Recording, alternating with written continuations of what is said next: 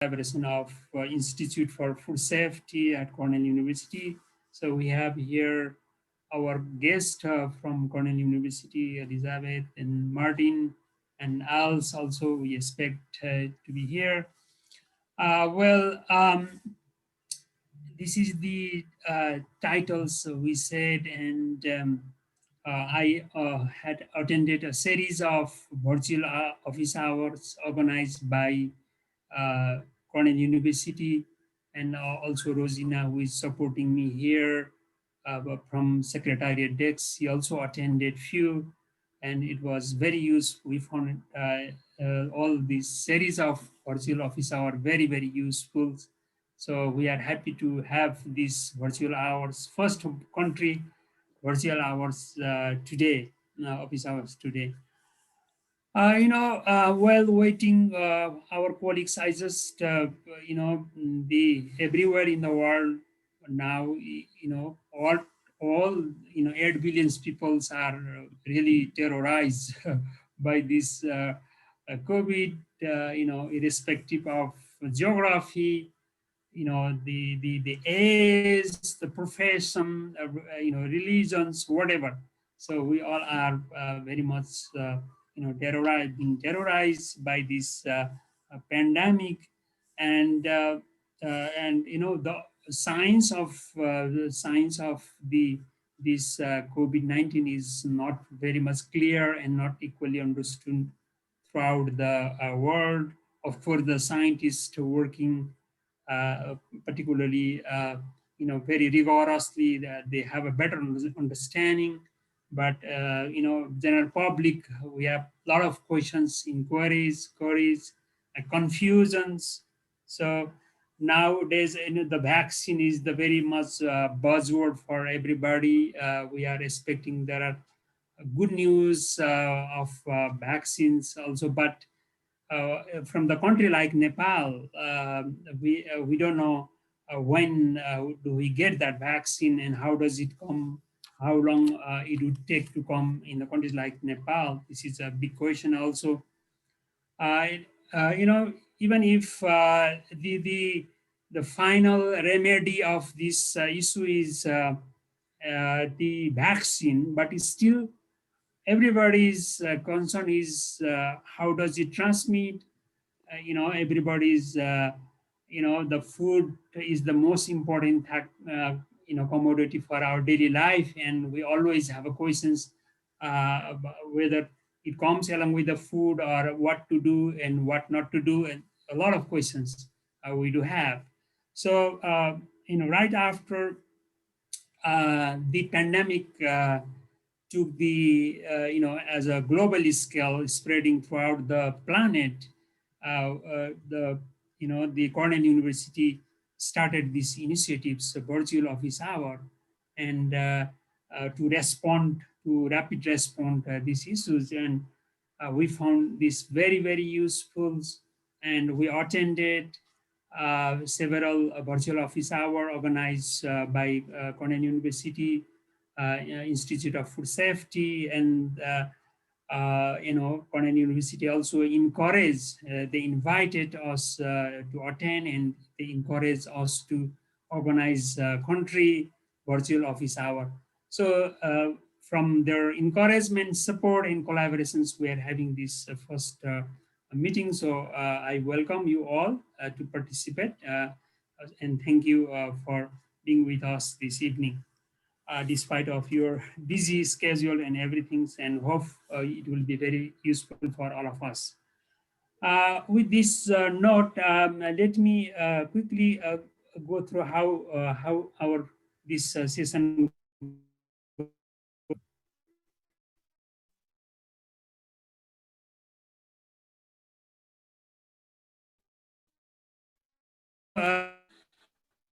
I will give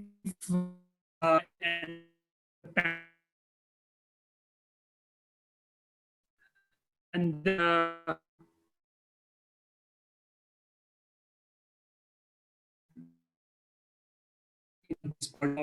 came into place by Dr. Martin, Cornell University. And, every day Nepal of a lot of questions regarding this COVID and related to COVID signs and the transmissions and related matters. So we have picked some questions for panelists to discuss today here. And while registering for these sessions in the format, we also have asked, there is a room for questions. So we also have received a lot of questions from our participant, you participant, and we have picked some questions for panelists to discuss here. And after that, we'll have a direct question answers. Here, you a participant can ask the questions. We are also giving a live in the Facebook. We may receive questions from Facebook as well.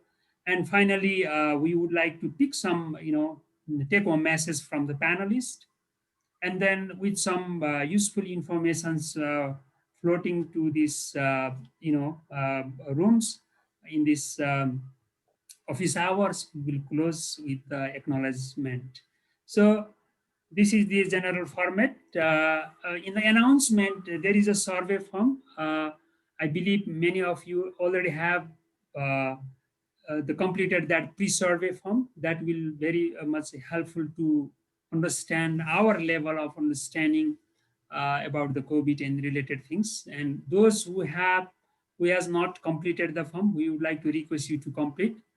And also, we request you to complete the post-survey form that will be provided to you and towards the end of this program. And medium would be Nepali and English, or both. I understand many of you English is no problem, but it's still if you feel easier for discussing in Nepali, that is fine. So though we have, professor international guest here, but don't hesitate to discuss into Nepali also. We may translate important things for our international guest in English. And we would like to make this session interactive as far as possible. So this is the things. As panelists, we have a 5 panel member as expert. First, Professor Dr. Gopal Bahadur Kesi. He is from Nepal Academy Science and Technology, NAST. He's an academician there. NAST is the apex body for science and technology in Nepal. And next is Dr. Ramchandra Adhikari. He's a director, planning and coordinations, Nepal Agriculture Research Council. That is the National Research Council in Nepal, owned by government, in fact, autonomous. And we have a Dr. Revati Man Shrest. He's a former joint secretary for the government of Nepal, now as a vice chairman of Nepal Biotechnology Association, NBA, and consultant expert for livestock and veterinary in NLG insurance company. We have Dr. Kishore Chandra Dal. He's a assistant dean in associate professor of Horticulture Institute of Agriculture and Animal Science, IAS, Tribhuvan University.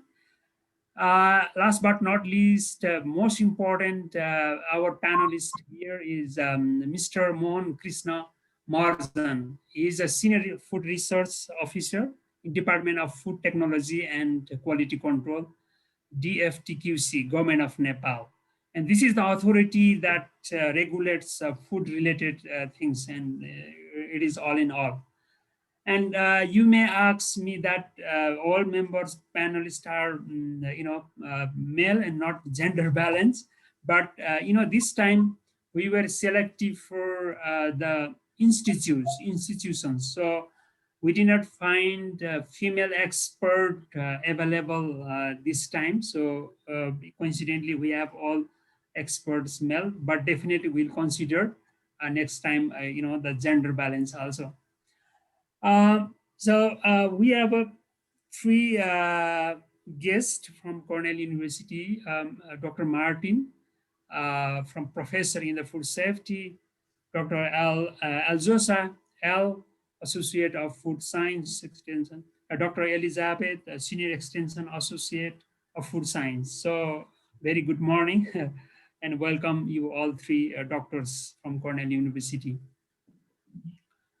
Now I would like to request Dr. Martin to give your opening remarks and also say something about this virtual office hour. Dr. Martin. Thank you, Dr. Jaya. It's my pleasure to be here and join you in this office hour, this COVID-19 office hours for the food industry. We have done these office hours at Cornell for more than 6 months now and have held more than 35 office hours like this before. And we feel that these office hours are very important because they provide an opportunity for interactive exchange and for people to ask questions. There's a lot of information out there, but there also is, as Dr. Jaya said, a lot of misinformation and confusion out there.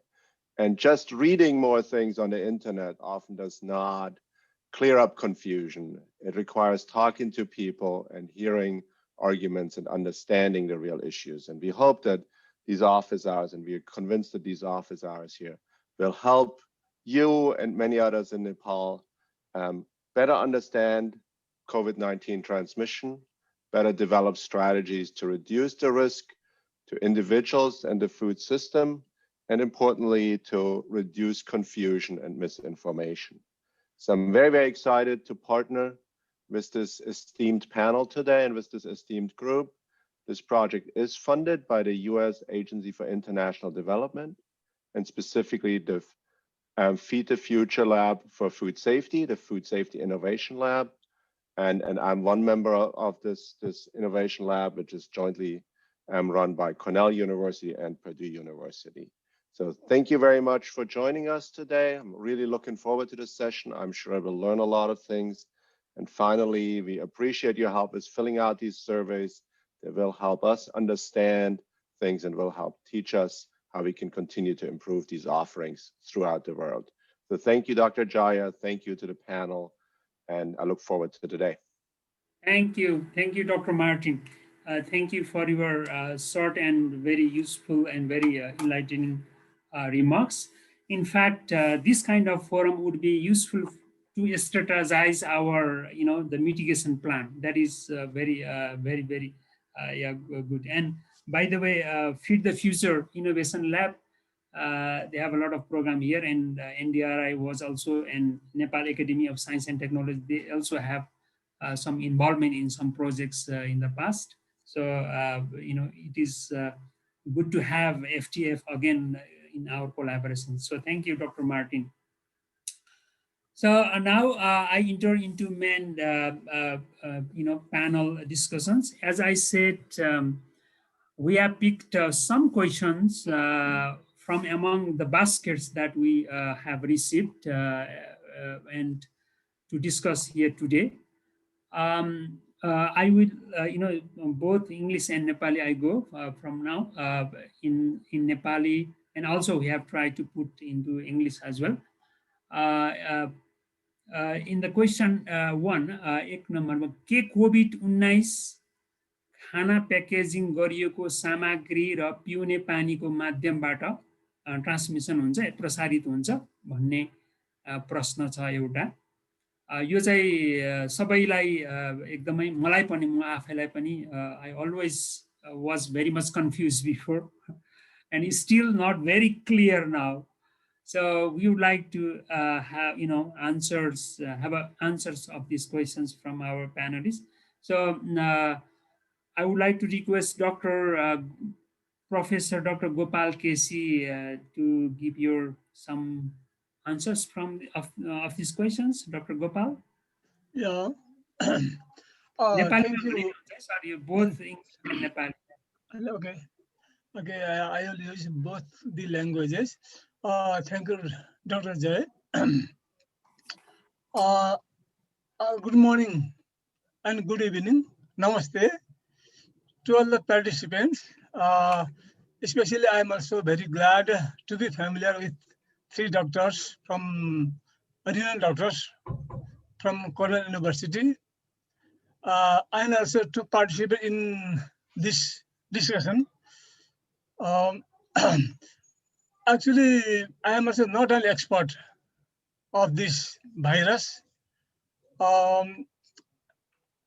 We are also learning what is this, how does it be transmitted, and how not, how can it be sanitized, etc. However, based on some research materials carried out by some developed countries, I am having now some idea on this. So I will tell also those things in Nepali as well as in English. र पहिलो प्रश्न यहाँ लेखिएको छ के COVID-19 खाना package गरिएका सामग्री र पिउने पानीको माध्यमबाट प्रसारित हुन्छ भन्ने। यो बहुतै कमन प्रश्न हो, यो सबैको चासोको चाहिँ विषय हो र यो बारेमा सबैलाई ज्ञान हुनु अति जरुरी छ किनकि हामी चाहिँ बिहानै बेलुकै दिउँसै हामी यी वस्तुहरुसँग हाम्रो चाहिँ सम्पर्क भइरहेको हुन्छ। यसमा चाहिँ अब अहिलेसम्म चाहिँ मैले थाहा पाए जाने पढे अनुसार चाहिँ के छ भनेदेखि यो भाइरस खास गरेर तपाईको श्वास प्रश्वासबाट सर्ने हो। मुख्य 99% जस्तै यो चाहिँ श्वास प्रश्वासबाट सर्ने रोग हो। भन्नुको मतलब तपाईले भाइरसको जीवाणुहरु भएको थोपाहरु तपाईले चाहिँ सास तानेर भित्र लानुभयो भने फोक्सोमा पुग्छ, फोक्सोमा यसले चाहिँ रोग लगाउँछ।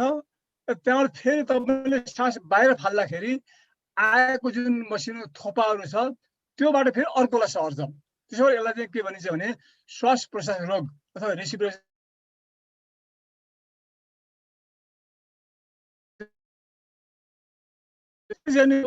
खोकेर अथवा आछ्यु गरेर अथवा सास बाहिर फाल्दाखेरि आएको थोपाहरु सर्छ। त्यसले गर्दाखेरि के हो भने खाना अथवा प्याकेज गरी खानालाई र्याप गरी प्याकेजिङ गर्ने वस्तुहरुबाट यो सर्छ भन्ने खासै एभिडेन्स अहिलेसम्म भेटिएको छैन। र पिउने पानीमा त यो छँदै छैन, अहिलेसम्म पिउने पानीमा यो भेटिएको छैन। त्यसले गर्दा पिउने पानीबाट यो सर्दैन र खाद्य वस्तुहरुबाट पनि अहिलेसम्म सरेको एभिडेन्स छैन। तर सम्भावना के भन्छन् मान्छेले के नकार्न सकिरहेको छैन भने कुनै खाद्य वस्तु अथवा चाहिँ प्याकेजिङ मेटेरियलहरुमा यदि भाइरस छ, कुनै बिरामी मान्छे त्यसलाई छोएको छ, त्यसलाई खोकेको छ, भाइरस छ भने र नि अर्को रोग नलागेको मान्छेले चाहिँ छोयो भने त्यो छोएर त्यहाँबाट आफ्नो जुन त्यो हात औँलालाई नाग्यो भने छ भन्ने मात्रै भनाइ छ, तर सर्छ भनेर किटेर भनेको काहीँ पनि त्यो चाहिँ छैन। है म एक नम्बरको बारेमा त्यति भन्न चाहन्छु। जस्तै म अरु पनि कन्टिन्यू गर्छु हैन 2 नम्बर। हजुर, यो दोस्रो पनि सरले यो कोभिड-19 चरा अथवा जनावरमा पनि प्रसारित हुन्छ त्यो द्वारा माध्यम हैन। र यदि हुन्छ भने के चरा अथवा जनावरबाट मानिसमा संक्रमण हुने सम्भावना कति हुन्छ भन्ने कुरा छ हैन। हुन्छ, म यसमा छोटो कुरा गर्छु है। अब यो के चाहिँ पाइन्छ भनेदेखि यो चाहिँ खास गरी मान्छेमा लाग्ने थुप्रै भाइरस रोगहरु जुन चाहिँ थुप्रै प्राणीहरुमा पनि त्यो सर्छ अथवा कयौं भाइरस रोगहरु जनावरबाट मान्छेमा पनि सर्छ हैन। अब यो चाहिँ यो जुन खास गरेर चाहिँ जुन कोभिड-19 जुन भनिया छ यो चाहिँ तपाईको चाहिँ यो खास गरेर एउटा कुकुर र बिरालोमा यो रोग चाहिँ मान्छेबाट सरेको पाइएको छ। तर चाहिँ के पाइएको छ भने कुकुर र बिरालोमा रोग चाहिँ देखिएन, भाइरस चाहिँ देखिएको छ, भाइरस छ तर उसको कुनै लक्षण चाहिँ देखिएको छैन। र अरु थुप्रै जनावर पनि अब मान्छेका धेरै भाइरसहरु सर्छन्, तर यो कोभिड चाहिँ सर्छ सर्दैन भन्ने बारेमा चाहिँ अझै चाहिँ अनुसन्धान गर्न बाँकी छ। त्यो दुईटा जनावरमा चाहिँ सरेको पाइयो, लक्षण चाहिँ पाइएन हैन। अब चाहिँ तिनीहरुमा मान्छे फेरि सर्छ कि सर्दैन त भन्ने प्रश्न पनि अहिले पनि छ भने यो इन्भेस्टिगेसनकै विषय भइरहेको छ। सर्छ भन्ने मान्छे सकेको छैन, सर्दैन पनि भनिसकिरहेको छैन। तर अब म एउटा प्याथोलोजिस्ट नजरले मैले के चाहिँ भन्न चाहन्छु भने यदि भाइरसको त्यही जीवाणु मान्छेबाट कुकुरमा सरेको छ भने कुकुरबाट पनि तपाईको जाने उसको जाने जुन नाकबाट निस्केको थोपाबाट मान्छेमा पनि सर्ने सम्भावना रहन्छ भन्ने मलाई लाग्छ। त्यो मेरो भ्यू हो, त्यो म पनि प्याथोलोजिस्ट नजरले मेरो भ्यू हो। त्यो सेम भाइरस छ भने त्यो सर्न सक्छ। जब अथवा चाहिँ हाम्रो घरमा पालेको पशुपक्षीबाट पनि हामी होसियार हुनुपर्छ। ल मैले यति नै भने है sir. Yes, thank you. Thank Thank you, you, sir. Dr. Gopal. So, may I ask Dr. Revati Mansrestha to add on, because you have been more on veterinary perspective, you being also a veterinary doctor. Dr. Revati, are you hearing? Okay, So, please thank add. you. Thank you, Jai. I hope you are listening to me. Yes, sir. Yes, sir. Good morning to friends from Cornell University and good evening to friends from Nepal. It's my pleasure to be with you here this evening. Now I go to the question. COVID-19 transmits through bird and animals to human or not? This is the question. चरा र जनावरबाट यो रोग के मानिसमा सर्छ भन्ने प्रश्न छ। As a vet, what I think is there are so many different kinds of virus, bacteria, parasites which infect birds, animals, and human beings. But not all they transmit from human to animal or animal to human. There are some zoonotic diseases, we call zoonotic diseases, which can transmit from animals to human being and vice versa. But in the case of the COVID-19, we don't have any confirmation up to this date that any poultry or any animal infecting this COVID-19 or transmitting COVID-19 virus to human being. But avian influenza, that was a virus and it's a very much widespread in the whole world, and we have a lot of experience on controlling that disease, avian influenza in Nepal. People confuse with avian influenza and COVID. I think they are different, but they are both virus, but COVID-19 virus and avian influenza virus is different. So it's not like avian influenza we should be scared of. So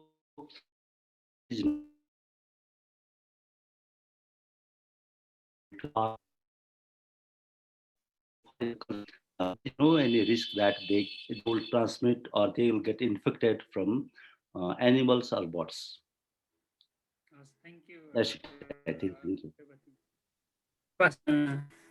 सबैलाई यो doctor साहबले भन्नुभएको जस्तो अब प्रमाण चाहिँ छैन। अब यो doctor गोपालले पनि भन्नुभएको जस्तो अब यसको चाहिँ नयाँ बिहेभियर धेरै कुराहरू अझै प्रष्ट हुन बाँकी छ, इभिडेन्सेसहरू छैन। एकदमै राम्रो कुरा राख्नु छ। अब म यो तेस्रो प्रश्नमा म जान चाहन्छु। यो म चाहिँ यो हाम्रो डाक्टर आरसी सरबाट यो एक्सपेक्ट गर्छु, प्यानलिस्ट हाम्रो डाक्टर रामचन्द्र अधिकारी सरबाट। यो वास्तवमा यो बजारमा सिधा खरिद गरिएको हरियो ताजा तरकारी, यो हामीले पनि अब फ्रेस फ्रुट्स र भेजिटेबल्सहरूलाई क्वारेन्टाइनमा राखेर कतिले सेनिटाइज पनि गरेर मात्रै ग्रहण गरियो, सुरुमा खाइयो, उपयोग गरियो होइन। अब अहिले कम हुँदै आएको छ। वास्तवमा यो के हो, यसरी गर्न जरुरी थियो अथवा अझै पनि छ? के छ यसमा छोटो राखिदिनुहुन्छ अधिकारी?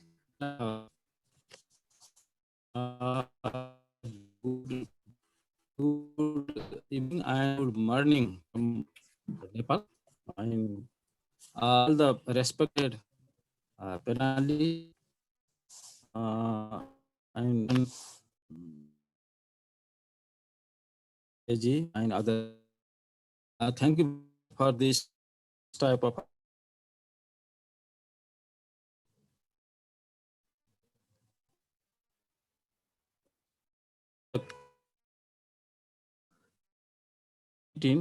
it is important. Really, there is evidence that COVID-19 have to wash our produce. First, we have to wash our hand thoroughly for 20 seconds using soap and other detergents. And after washing our hand for 20 seconds by soap and any detergents. Then you have to wash your vegetables or fruits by using running water, well running water. After that, please do not use any soap or detergent to हामीले कुनै पनि किसिमको साबुन अथवा यो डिटर्जेन्टहरू चाहिँ नि यो तरकारी अथवा फलफुलमा सकभर त्यसले चाहिँ नि धुनु हुँदैन। यो चाहिँ रनिङ वाटरले चाहिँ नि सफा पानीले नै यसलाई राम्रोसित चाहिँ नि धुनुपर्छ भन्ने नै छ। यदि त्यसमा त्यो धोइसकेपछि पनि त्यसमा कुनै ड्यामेज छ, कुनै त्यसमा यदि त्यो दागहरू छन् भने खानुभन्दा पहिले त्यसलाई प्रयोग गर्नुभन्दा पहिले ती दाग अथवा ती ड्यामेजहरूलाई हटाएर राम्रोसित सफा गरेर त्यसलाई मात्रै त्यसलाई चाहिँ खानुपर्ने हुन्छ। त्यसै गरी अब यो जस्तै आलु, मुला, यो गाजर यस्तो खालको जुन रुट एन्ड ट्युबर चाहिँ भेजिटेबल छ भने त्यसमा माटोहरू टाँसिएको हुनसक्छ। त्यसको लागि चाहिँ हामीले चाहिँ त्यो भेजिटेबल ब्रसहरू पनि बजारमा हुन्छ। त्यो भेजिटेबल ब्रसले चाहिँ राम्रोसित त्यो माटो साफ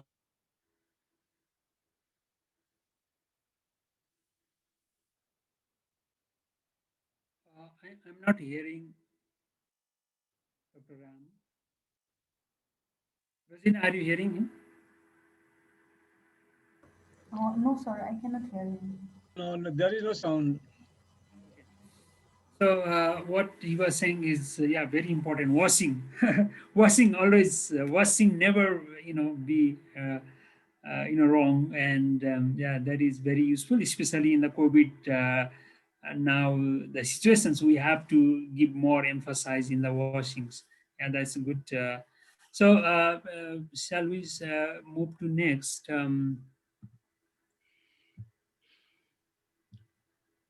So यो चौथोमा चाहिँ यो कोभिड संक्रमणले मासुको व्यवस्थापन, यो मासु चाहिँ सुरुमा कति मान्छेले खानु पनि डरायो है। यो मासुको विषयमा अहिले पनि मान्छेले कतिहरूले अब धेरै होशियार भएर अथवा कम खाने, कसैले चाहिँ अब यो इम्युनिटी पावर बढाउनु पर्छ भनेर धेरै खानुपर्छ भन्ने नि छ, डराउनु पर्ने नि स्थिति छ। यसमा के छ डाक्टर रेवती सरलाई सोध्नु पर्यो। हजुर सर, यो एकदम राम्रो क्वेसन छ यो। I think this is very relevant for this moment. Most of people, we love meat. In our every morning, evening diet, we feel happy if there is some piece of chicken or mutton. So this is our culture in Nepal. But our habit, we cook very well. Whether it's chicken or it's mutton or vegetable, we cook very nicely. Or we give pressure cooker. We use pressure cooker and give lot of pressure, high temperature. So even if there is any virus or bacteria or any kind of larva or any parasite egg, everything they will get pasteurized. Nothing will be there. But in case of this COVID-19 also, it applies the same thing. There is no risk if we eat well-cooked meat, chicken or other things. But the question is here that COVID संक्रमित ले मासु व्यवस्थापन गर्दैछन् भने खानु चाहिँ हुँदैन। Covid संक्रमित मान्छेले कुनै पनि व्यवसाय गर्दैन। कोभिड को पोजिटिभ भएपछि he should be in isolation, he should be in quarantine, he should be in isolation, or if he is very serious, he will be in the hospital. So covid लागेको मान्छेले मासु पसलमा गएर मासु बेच्छ भने त we cannot imagine. तर यो क्वेसन चाहिँ यहाँ त के बुझे मैले भने कोभिड लागेर रिकभर भएको मान्छे हुन पनि सक्छ, जसले मासु व्यवसाय सञ्चालन गरेको होस्, त्यस्तोबाट खानुहुन्छ कि हुँदैन भन्ने कुरा हो यहाँ। र मलाई लाग्छ कोभिड लागेर recover भइसकेर he is no more infective भन्ने भएपछि त्यस्तो मान्छेले व्यवसाय गर्न सक्छ, व्यवसाय गर्न पाउनुपर्छ। तर हामी कन्ज्युमरले चाहिँ मासु ल्याएपछि त्यसलाई चाहिँ राम्रोसँगले पखाल्ने, त्यसलाई चाहिँ राम्रोसँगले मसलाहरू के लाउँछ लगाउने अनि पकाएर खाने हुँदाखेरि पकाएको राम्रोसँगले कुक्ड मासुबाट यो सर्दैन र इन्फेक्टेड मान्छेहरूले चाहिँ यस्तो व्यवसाय गर्छ भने हामीले कल्पना गर्न सक्दैनौँ र त्यसबाट हामीले आत्तिनुपर्छ जस्तो मलाई लाग्दैन। Thank you, Dr. Revati. Yes, that is true that, the sick people cannot sell. That is for sure. Yeah, so, but like you mentioned that, well cook doesn't have any risks. And that is good. Well said. Thank you, sir. यो 5 नम्बरको चाहिँ यो covid खानेकुराको packaging र फलफुलको सक्रिय हुन सक्छ। यो अहिले यो packaging food प्याकेजिङको पनि धेरै एकदम यो प्रचलन अझ बढेको छ यो पेन्डेमिक पछि हैन। र अब फलफुलको कुरा पनि हामी पनि डराइ फलफुल ल्याउँछौँ अनि यसैसँग आउँछ कि भन्ने पनि डर छ हैन। त्यस पछाडि ऊ शपकिपर पनि त्यसमा केयरफुल छ कि छैन भन्ने कुराहरू यसमा अलिकति के छ यसको हाम्रो किशोर दालजीलाई यसमा चाहिँ doctor Kishor can you tell us? Am I audible, sir? Yes, sir. Yes. Okay, thanks for the opportunity, and I'm pleased to be here. Regarding to the questions, first we have to understand some facts, some speculations, and then it is better to answer. The first thing is that the virus, the COVID-19 virus, it cannot be multiplied in the food. It cannot be multiplied in the packaging materials. That's the facts as per the current knowledge. There might be some further, research or further days to come, but based on the current knowledge, it cannot multiply. It is always good to better pack, washing vegetables, better cleaning, following the hygiene rules. That's always good, irrespective of the virus. But the question comes that if the COVID-19 positive persons handle the food materials can transmit the disease. There is no any active evidences to that. But there is some possibilities if a person can handle the food, the positive COVID-19 person handle the foods, and immediately he might sneezing or some fluids from nose or mouth or some coughing.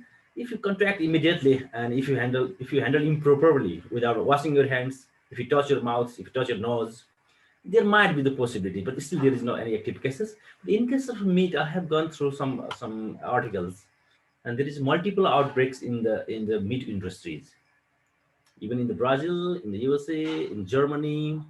It means that if you handle improperly, there is certain possibility through the means of contaminations, directly touching the foods with COVID patients, handling food, something like that. But for eatings, there is no any cases for the vegetables, some fruits, even in the meat, egg. As far as current knowledge, I noted these things. But always follow the hygiene rules, wash your hands, properly follow the guidelines, you will be safe. Thank you, Joseph. Thank you, sir. Yo proper handling most important भन्ने कुरा भयो होइन। यो अब एकदमै त्यो doctor रेवतीले भन्नुभएको अब सिक मान्छेले त बेच्दैनन्, तर पनि यो एसिम्टोमिकदेखि लिएर हरेकहरू हुन्छ होइन, उनीहरूले पनि बेचिरहेको हुन्छ होइन। अब अलिअलि केही न केही त्यो भएको हुनाले चाहिँ उनीहरूले पनि सबै प्रोटोकलहरूको कुराहरू कम्प्लाई गरेर प्रपर ह्यान्डलिङ हुनुपर्छ भन्ने कुरा चाहिँ रह्यो दुईजना डाक्टर साहबहरूको। म यो 6 नम्बरको क्वेसनमा भनेको कुरातिर जान्छु। यो चाहिँ हाम्रो मोहन सरलाई। यो अब डिएफटिक्युसीले चाहिँ अब यो खाद्य ओभरअल खाद्य व्यवस्थापनको लागि नै लक्षित गरेर केही प्रोटोकलहरू अहिले नयाँ ल्याएको छ गभर्मेन्टले।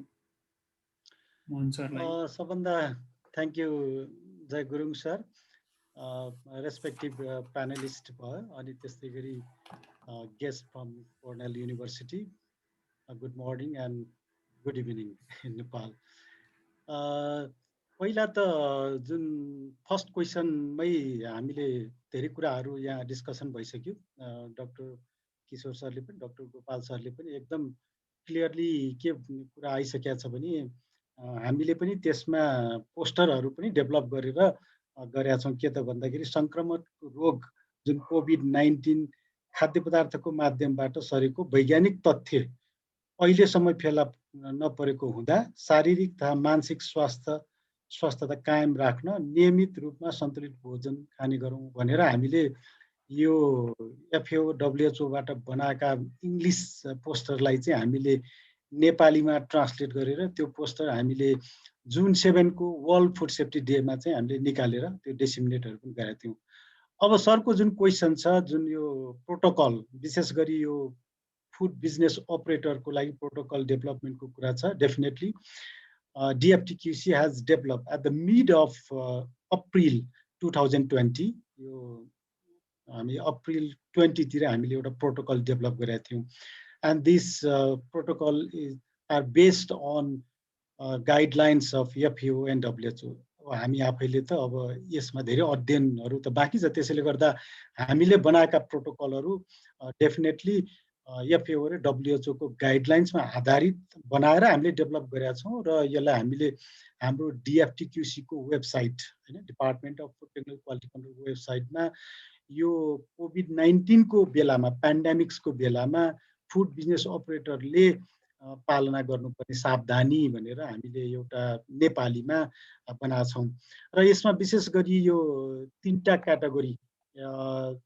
मा हामीले बनाएका छौं एउटा चाहिँ क्याटेगोरी भनेर विशेष अब अघि नै छलफलमा आयो यो त COVID-19 भनेको ह्युमन टु ह्युमन ट्रान्समिट हुने डिजिज हो फुडबाट त्यस्तो इभिडेन्स नभएको अवस्था भए पनि अब सर्फेसमा यदि कोही कोभिड संक्रमित भएकाबाट चाहिँ अब सर्फेसमा कथम केही समयसम्म बस्न सक्ने अवस्थालाई ध्यानमा राखेर हामीले तीनटा क्याटेगोरीमा हामीले यसलाई प्रोटोकल डेभलप गरेका छौं एउटा चाहिँ कामदार तथा कर्मचारीहरूको स्वास्थ्यमा सुनिश्चितता गर्नुपर्ने भनेर राखेका छौं जसमा चाहिँ हरेक त्यो खाद्य वस्तुमा काम गर्ने कामदारहरूलाई चाहिँ प्री स्क्रिनिङ टेस्ट गर्ने पर्ने भन्नाले उसलाई अब इन्ट्री गर्नुभन्दा अगाडि नै उसले तापक्रम नाप्नुपर्ने लक्षणहरू त्यस्ता खालका संक्रमितका लक्षणहरू छ कि छैन भनेर पहिला स्क्रिनिङ आउँदाखेरि नै बिजनेस अपरेटरमा छिर्नुभन्दा अगाडि त्यो कुरा राख्नुपर्ने त्यस्तै गरी हरेक कामदार आउने बित्तिकै अथवा छुनुभन्दा अगाडि अथवा प्रोसेस ह्यान्डल गर्नुभन्दा अगाडि चाहिँ अहिले हाम्रो धेरै प्रचारमा आएको छ नि हात धुने भन्ने कुराहरू जुन 20 मिनेट हात धुने सेनिटाइज गर्ने कुराहरू भयो मास्क अनिवार्य गर्नुपर्ने र टाइममा उसले युज गर्ने भनौँ न त्यो टुल्सहरूलाई चाहिँ सेनिटाइज गर्नुपर्ने कुराहरू र कामदारको बिचमा चाहिँ अहिले हामीले 6 फिटको दूरी भनेर राखेका छौं त्यो दूरी चाहिँ मेन्टेन गर्नुपर्ने कुराहरूलाई राखेका छौं कथम कदा त्यस्ता लक्षण देखेका मान्छे भयो भने त्यसलाई तुरुन्तै आइसोलेट गर्नुपर्ने र त्यो ठाउँलाई डिसइन्फेक्ट गर्नुपर्ने भन्ने विभिन्न यस्ता धेरै टाइटलमा चाहिँ हामीले गरेका छौं त्यस्तै दोस्रोमा चाहिँ हामीले कामदार र कर्मचारीहरूको व्यक्तिगत सरसफाइलाई फोकस गरेका छौं पर्सनल हाइजिन एकदम इम्पोर्टेन्ट छ पहिला पनि थिए तर अहिले जुन कोभिडले यो एउटा अपर्च्युनिटीको रूपमा आएको छ पहिला चाहिँ पर्सनल हाइजिन र यो गुड हाइजेनिक प्र्याक्टिसलाई चाहिँ पहिला पनि एकदम जोड दिएको थियो तर अहिले यो कोभिड आएपछि यसको इम्पोर्टेन्स यस्तो बढेर गएको छ यसले चाहिँ अहिले दुईटा कुराहरू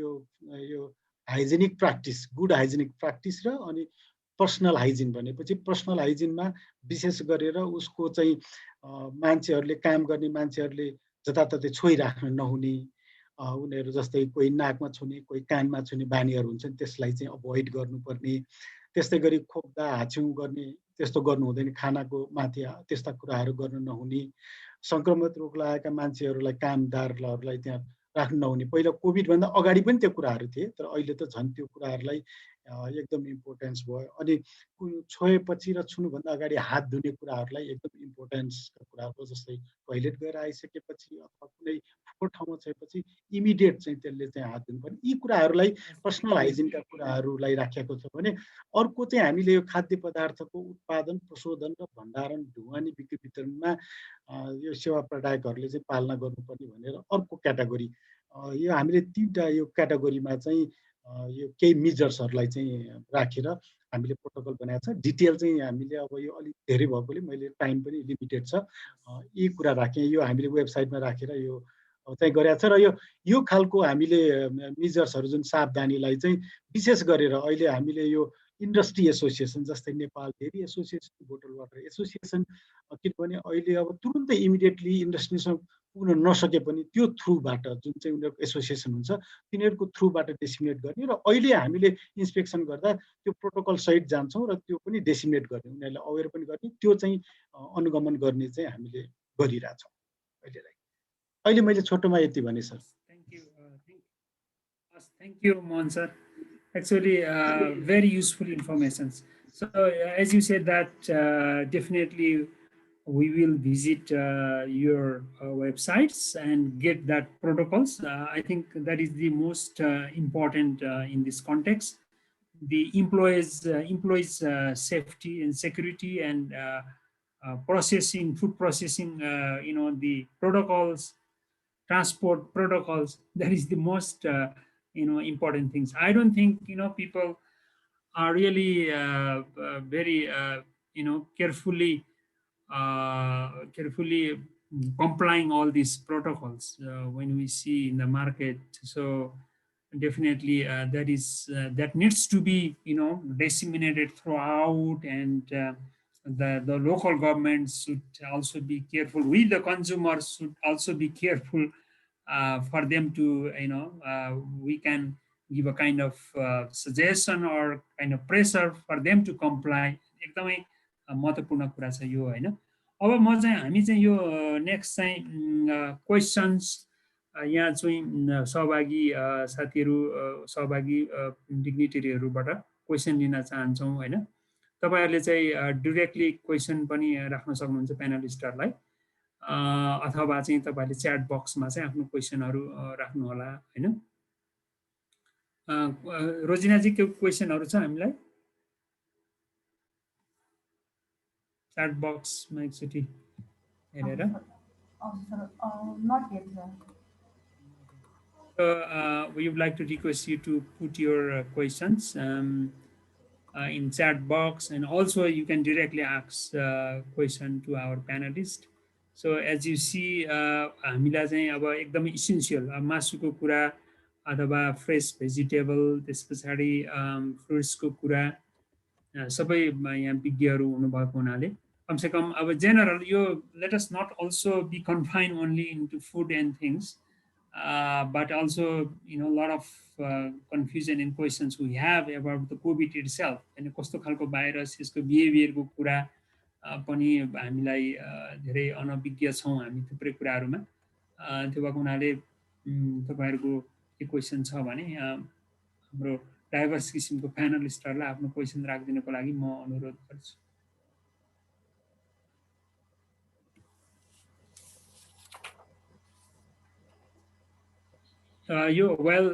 People start putting questions. यो सर्भिलेन्सेसमा चाहिँ मोहन सरहरुको के छ? यो हामीले स्थानीय निकायलाई नै दिएको छौं कि त्यो प्रोटोकल कम्प्लाई गरेको छ कि छैन भन्ने कुराको के डिएफटीक्यूसीले नै हेर्छ मोहन जी? जय सर, अहिले वास्तवमा यो खाद्य वस्तुहरूको बजार निरीक्षण अनुगमन चाहिँ यो 3 टायर गभर्नमेन्टले नै गर्ने भन्ने प्रोभिजन संविधानमा त आइसकेको होइन सर, तर अहिले ऐनमा चाहिँ एक्सप्लिसिट रूपमा जस्तै भनौँ न, अब हामीले पनि अहिले खाद्य स्वच्छता तथा गुणस्तर ऐनको अहिले संसदमा गएको अवस्था भयो। अब त्यसको दायराभित्र बसेर अब प्रदेश र स्थानीयले डेभलप गर्नुपर्ने भएर पनि अलिकति यो ऐन नियमका कुराहरू एक्सप्लिसिट रूपमा आइ नसकेको अवस्था भएकोले गरिरहेछन्। जस्तै महानगरपालिकामा पनि त्यहाँ उपभोक्ताको एउटा समिति नै छ, उहाँहरूले पनि गरिरहेछन्, तर क्लियर कट चाहिँ अलिकति गाइडलाइन्सहरू अथवा त्यो निर्देशिका ऐनहरू चाहिँ नआइसकेकोले अलिकति चाहिँ हामी स्पष्टता चाहिँ अलिक गाह्रो भइरहेको अवस्था छ। त्यही भएर अहिले हामीले विभागले नै फोकस गरेका छौँ र विशेष गरी अहिले हाम्रो नयाँ स्ट्रक्चर आयो। यो अहिले संघीय जुन हाम्रो अब ढाँचामा आइसकेपछि हाम्रा पहिला क्षेत्र कार्यालय थियो भने अहिले कार्यालय र डिभिजन कार्यालय, अनि डिभिजन कार्यालयलाई हामीले स्ट्रिक्टली विभागबाट के भनेका छौँ भने स्थानीय निकायसँग सहकार्य गरेर काम गर्ने भन्ने नै छ। त्यसैले अहिले पालिकाहरूसँग चाहिँ हामीले सहकार्य गरेर धेरै ठाउँमा चाहिँ अनुगमनका, जस्तै कुनै ठाउँमा त संयुक्त अनुगमन भन्ने पनि हुन्छ, त्यसमा विभिन्न सेक्टरका मिलेर जाने हुन्छौँ भने कतै ठाउँमा अब हाम्रो विभागले मात्रै पनि गर्ने गरिरहेछौँ। र अहिले हाम्रो अहिले बढी फोकस चाहिँ विशेष गरी र यो मिल्क एन्ड मिल्क प्रडक्ट भनेर यो डेरी इन्डस्ट्री र प्रोसेस ड्रिङ्किङ वाटरमा चाहिँ हामीले विशेष अनुगमन गऱ्यौँ यो कोभिडको बेलामा, किनभने त्यो इन्डस्ट्रीमा हामीलाई सप्लाई पनि चाहिने भयो। त्यो बेलामा हामीलाई नियमित सप्लाई पनि आवश्यक हुने र हामीले स्ट्रिक्टली यी पनि फलो गर्नुपर्ने हुनाले हाम्रो अनुगमन चाहिँ बढी फोकस त्यही डेरी इन्डस्ट्रिज प्रोसेस ड्रिङ्किङ वाटरमा चाहिँ भएको छ। अनि अलि ड्राई प्रडक्टहरूमा चाहिँ हामीले जस्तै मसलाजन्य यिनीहरूमा चाहिँ त्यो पुग्न सकेका छैनौँ हामी धेरै। तर हामी स्थानीय निकायसँग पनि सहकार्य गरेर डिभिजन कार्यालयहरूको थ्रुबाट हाम्रो 24वटा डिभिजन कार्यालय छ, त्यहाँबाट चाहिँ गरिरहेछौँ सर। अब साथीहरूको यहाँ क्वेसनहरू तयारी गर्दै गर्नु होला, पोस्ट गर्नु होला। सर यहाँ क्वेसन आएको छ sir. Is practice of using sanitizer is effective in preventing COVID-19? Sanitiser सम्बन्धी भयो हैन? सेनिटाइजर सम्बन्धी हाम्रो डाक्टर रेवती सरले केही भन्न सक्नुहुन्छ सेनिटाइजर सम्बन्धी? Doctor Revati sir? Dr. Revati, are you hearing us? Yes. Okay. मैले सेनिटाइजरको बारेमा एक्ज्याक्टली क्वेसन चाहिँ के छ भन्ने बुझिनँ, तर मलाई के लाग्छ भने सेनिटाइजर चाहिँ बजारमा धेरै थरीका सेनिटाइजरहरू आए कि, र कुनै सेनिटाइजर चाहिँ अब नेपालका कुनै विदेशका छन्, कुनै चाहिँ कस्तो कुनै कस्तो सबै इक्वली इफेक्टिभ छ भन्ने चाहिँ लाग्दैन। त्यसैले यसको चाहिँ क्वालिटी कन्ट्रोल गर्ने संस्थाले कुनै त्यस्तो किसिमको ट्रेडमार्क दिएको छ भने त्यस्तो किसिममा चाहिँ हामीले विश्वास गर्नु पर्यो। तर बजारमा धेरै थरीको सेनिटाइजरहरू छ, अहिले नेपाली पनि छ, विदेशी पनि छ, र सेनिटाइजर चाहिँ युज गर्न आवश्यक छ। अहिले सेनिटाइजर वास्तवमा एक किसिमले स्वागतको कसैको घरमा म गएँ भने अथवा मेरो घरमा कोही पाहुना आउनु भने म पहिला उहाँलाई चाहिँ सेनिटाइजरले हातमा हालिदिएर स्वागत गर्छु। अहिले त्यसै लाइक कि पर्फ्युम हालेर फुल दिएर स्वागत गरे जस्तो सेनिटाइजर हालेर स्वागत गरिन्छ अहिले। त्यसैले सेनिटाइजर एकदम इम्पोर्टेन्ट छ, तर सेनिटाइजरको क्वालिटी चाहिँ इम्पोर्टेन्ट भएको हुनाले सेनिटाइजर क्वालिटी चाहिँ कन्ट्रोल गर्ने हाम्रो सङ्घ संस्थाहरू जस्तो अब त्यसमा चाहिँ हाम्रो डिएफटिक्युसीको के स्थिति छ त्यो उहाँले त्यो मोहनजीले भन्नु होला। अनि हाम्रो चाहिँ अब नेसनल स्ट्यान्डर्डमा केही छ कि छैन त्यो मलाई थाहा छैन, तर बजारमा भएको सेनिटाइजर सबै इक्वली युजफुल छ, काम गर्छ भन्ने चाहिँ स्थिति छैन। मोहनजी केही यो क्वालिटी स्ट्यान्डर्ड बनाएको छ सेनिटाइजर? यस्तो छ सर, यो अब हाम्रो डिएफटिक्युसी चाहिँ खाद्यको सेक्टर भएकोले खाद्य बाहेक अरू त हामीले बनाउन पाउँदैन ऐन अन्तर्गत। तर यो हेर्ने निकाय चाहिँ हाम्रो गुणस्तर नापतोल विभाग हो, एनबिएसएम, उसले यसको स्ट्यान्डर्ड बनाइसकेको छ सर। उहाँले अस्ति बिचमै सायद त्यो पत्र पत्रिकामा पनि सायद हेर्न पाउनु भयो होला सरहरूले, यो सेनिटाइजरको चाहिँ मापदण्ड गुणस्तर नापतोल विभागले बनाइसकेको अवस्था र त्यही अनुसार अनुगमन गरेर सायद 7-8वटा अस्ति इन्डस्ट्रीलाई कारवाही गरेको पनि समाचारमा सायद पढिसक्नु भयो होला। यिनी स्ट्यान्डर्ड बनाएको छ। डेफिनेटली सेनिटाइजर इफेक्टिभ हुनुपर्छ होइन, अल्कोहलको मात्रा पुगेन भने फेरि त्यसले इफेक्टिभली त्यसलाई मार्न होइन त्यो सक्दैनन्, त्यसलाई त्यो निसङ्क्रमण गर्न सकिँदैन। त्यसैले हामी पनि प्राय जेनरली के भन्छौँ भने 20 सेकेन्ड चाहिँ यो साबुन पानीले उपलब्ध भएसम्म हात धुने, अथवा त्यो नभएको अवस्था भयो भने चाहिँ सेनिटाइजर युज गर्ने अप्सनको रूपमा दुईटै युज गर्नुपर्ने अवस्था त होइन। सकेसम्म भएसम्म पानी र साबुन 20 मिनट चाहिँ एकदम मिची हात धुने भनेर एकदम एड आइरहेछ, अथवा त्यो अभाइलेबल नभएको अथवा कुनै त्यस्तो अवस्था भयो भने हामीले त्यसको अप्सनको रूपमा हामीले सेनिटाइजर युज गर्ने भनेर लिन सकिन्छ। डेफिनेटली त्यो इफेक्टिभ त्यो अल्कोहलको एडिक्वेट मात्रा जुन स्ट्यान्डर्डभित्र परेको हुनुपर्छ, त्यसले चाहिँ हामीले डिसेनिटाइज गर्न सक्छौँ। थ्याङ्क यू जय सर। हजुर हजुर, म अलिकति केही भन्न मिल्छ सेनिटाइजर? हुन्छ धन्यवाद सर। अब यो हामीले यहाँ पहिला छलफल गऱ्यौँ। अब यो के अरे भाइरसबाट बच्ने उपाय भनेको नम्बर 1 मास्क लगाउने, नम्बर 2 दूरी कायम गर्ने, त्यो अब महत्त्वपूर्ण भयो। त्यसपछि अब तेस्रोमा अब आउँछ सेनिटाइज गर्ने भनौँ न, जस्तो हाम्रो हात सेनिटाइज गर्ने, हाम्रो किचनका अरू सर्फेसहरूलाई सेनिटाइज गर्ने होइन, त्यो अरू तेस्रो पार्ट महत्त्वपूर्ण पार्ट हो। अब हामी सेनिटाइजर भन्नाले एउटा चाहिँ पहिलो कुरो हाम्रो हात सफा गर्ने, हात। दोस्रो कुरो तपाईँको किचनका अरू सर्फेस एरियाहरू जहाँ पनि भाइरस चाहिने हाम्रो फुड कमोडिटीहरूबाट कन्टामिनेटेड हुनसक्छ, त्यसलाई पनि हामीले सेनिटाइज गर्नुपर्छ अथवा डिसइन्फेक्ट गर्नुपर्छ। अब सेनिटाइजरको बारेमा के छ भने अब सेनिटाइज चाहिँ तपाईँको हातको सर्फेसहरूलाई हामी चाहिँ हात चाहिँ हामी या त साबुनले या त हामी चाहिँ अल्कोहलले हामी सेनिटाइज गर्छौँ। यो दुईटा पनि बेस्ट भनेको साबुनले हात धुनु। साबुनले हामीले चाहिँ राम्रोसँग हात मिची घटीमा 20 सेकेन्डसम्म धुनुपर्छ भन्ने भनाइ छ। नम्बर 1 साबुनले हात धुने। यदि साबुन छैन भने अब हामीसँग चाहिँ सेनिटाइजर छ भने सेनिटाइजरले चाहिँ हात चाहिँ सफा गर्ने। अब सेनिटाइजरमा अब खास गरेर इथानोल भाइरसको लागि खास गरेर इथानोल चाहिँ रिकमेन्डेड छ। इथानोल बाहेक तपाईँको आइसोप्रोपानोल यान प्रोपानोलहरू पनि प्रयोग गरिन्छ। यी तीनटा चाहिँ इथानोल के अरे अल्कोहल चाहिँ सेनिटाइजेसनमा प्रयोग गरिन्छ। अझै राम्रो चाहिँ इथानोल अथवा यी तीनटाको मिक्सर पनि हुनसक्छ। त्यसैले हामीले सेनिटाइजर लिँदाखेरि ध्यान दिनुपर्ने कुरा के हो भने यी तीनटा अल्कोहल मध्येको अथवा तीनटाको मिक्सचर छ कि त्योभन्दा बाहिरको छ। जस्तो मेथानोल पनि अब सेनिटाइजर हो तर त्यो हाइली टक्सिक हुन्छ। मेथानोल युक्त सेनिटाइजर सबै त्यो युज गर्नु हुँदैन नम्बर 1। नम्बर 2 हामीले चाहिँ इथानोल ट्राइस गर्नुपर्छ। त्यो छैन भने आइसोप्रोपानोल अथवा यान प्रोपानोल भएन हुन्छ अथवा मिक्सर भएन हुन्छ। ती तीनटा मध्येको सेनिटाइजर हामीले लिनु पर्यो, अरू लिनु भएन हात धुनको लागि। अब अर्को कुरा यिनीहरूको चाहिँ पर्सेन्टेज के हुन्छ भने मिनिमम 60% हुनुपर्छ।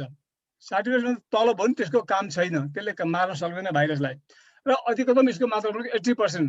60-80% भित्र भएको अल्कोहल चाहिँ नि सेनिटाइजको लागि राम्रो हुन्छ, त्यो हामीले लिने। अब हात सेनिटाइज गर्दाखेरि अब भन्न त 2-3 ml लिने भन्छ है, त्यो अब धेरै नै होला। जसले राम्रो मात्रामा हातमा लिएर हातको पुरै सतहमा राम्रोसँग जाने मिचेर चाहिँ त्यसले जाने पुरै सर्फेस भिजाउने, भिजाएर ड्राई गर्ने। ड्राई गरेपछि फेरि एकपल्ट रिपिट गर्ने। 2 पटक सेनिटाइज गर्नुपर्छ भन्ने चाहिँ रिकमेन्डेसन छ। तर एकपल्ट ड्राई भइसकेपछि फेरि अर्को मात्रा लिएर फेरि हात चाहिँ सफा गरेर पुरै सतहमा चाहिँ लगाएर ड्राई भएपछि बल्ल चाहिँ त्यो चाहिँ राम्रो सेनिटाइज हुन्छ भन्ने चाहिँ रिपोर्टले त्यो भनेको छ हातको लागि। अब अर्को किचनहरूको लागि चाहिँ के छ भने किचनलाई डिसइन्फेक्सनको लागि अब क्लोरिनेटेड जाने मेटेरियलहरू जस्तो अब जाने सोडियम हाइपोक्लोराइड अथवा ब्लिचिङ पाउडर हैन भने क्याल्सियम हाइपोक्लोराइड यिनीहरूको 2% को सोलुसन बनाएर हामीले चाहिँ त्यसलाई चाहिँ हाम्रो चाहिँ हार्ड सर्फेसहरूमा किचनको चाहिँ त्यो हार्ड सर्फेसहरूमा राम्रोसँग चाहिँ त्यसलाई चाहिँ पुस्यौँ भने अनि त्यसले चाहिँ हाम्रो किचनलाई चाहिँ डिसइन्फेक्ट गर्छ। त्यसले गर्दाखेरि हामीले चाहिँ अब सेनिटाइज गर्दाखेरि हात चाहिँ अल्कोहलले र किचनलाई चाहिँ क्लोरिनेटेड मेटेरियलले डिसइन्फेक्ट गऱ्यौँ भने यसले पनि हामीले धेरै हदसम्म बचाउँछ। अहिले म यति नै भने यो बारेमा धन्यवाद। Thank you. अरूको क्वेसन लिनुभन्दा अगाडि म क्विकली एक दुईवटा कुराहरू भन्छु। यो एक दुईवटा क्वेसन जेनरल क्वेसनहरू छ, यो अहिले म फेरि सरलाई सोधौँला र अन्तमा चाहिँ हामीले सरहरूको केही टेक होम मेसेजको लागि अनुरोध पनि गर्छौँ। र यो एडिसनल रिसोर्सेसहरू अघि पनि हामीले चर्चा गऱ्यौँ होइन। यो कर्नेल युनिभर्सिटीको वेबसाइटमा एकदमै धेरै यस्तै यो क्वेसन आन्सर अघि मार्टिनले भन्नुभयो यो 3500वटा श्रृङ्खलाहरू गरिसक्नुभयो। 6 महिनादेखि उहाँहरूले यो गरिराख्नु भएको छ होइन। यदि धेरै कुराहरू अब प्रोफेसरहरूलाई पनि कन्फ्युजन होला हाम्रो डिएफटी कृषि यसमा के हुन्छ। अघि मोहनजीले भन्नुभएको जस्तो उनीहरूले धेरै रिसर्च गरेको छ होइन, रिसर्च गरेर भ्यालिडेटेड इन्फर्मेसनहरू त्यहाँ राखेको छ होइन, यो ब्राउज गर्न सकिन्छ। अब एनडिआरआईको पनि एउटा डेडिकेटेड ड्यासबोर्ड छ, त्यसमा नि हामीले केही कुराहरू राख्न खोजेको छौँ। डिएफडिकिसीको वेबसाइटमा अघि उहाँले भन्नुभयो मोहन सरले, त्यो एकदमै महत्त्वपूर्ण हामीलाई पनि र अरूलाई पनि छिमेकी हाम्रो चाहिँ पसलेहरूलाई पनि त्यो चाहिँ हामीले डिसिमिनेट गर्न सकिन्छ। नास्टको पनि वेबसाइट भिजिट गर्न सकिन्छ, नार्कको होइन। र यो नेपाल गभर्मेन्टको पोर्टल छ है, यसमा पनि थुप्रै इन्फर्मेसनहरू अब लेटेस्ट इन्फर्मेसनहरू अब मोस्ट रिलायबल भनेको गभर्मेन्टकै मान्नुपर्ने हुन्छ त्यसमा छ होइन।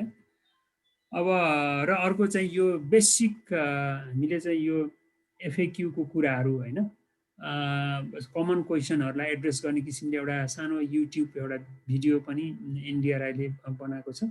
यहाँ आउनुहुने हाम्रो एलिजाबेथ यो एल उहाँहरूसँगै मिलेर हामीले चाहिँ एउटा यो अमेरिकाको सिडिसीबाट आएको विशेष इन्फर्मेसनहरूलाई हामीले सामान्यभन्दा सामान्य मानिसहरूको लागि उपयोगी हुने किसिमको एउटा युट्युब पनि राखेको छ। यो पनि म हजुरहरूलाई हामी इमेलबाट पनि पठाउँछौँ।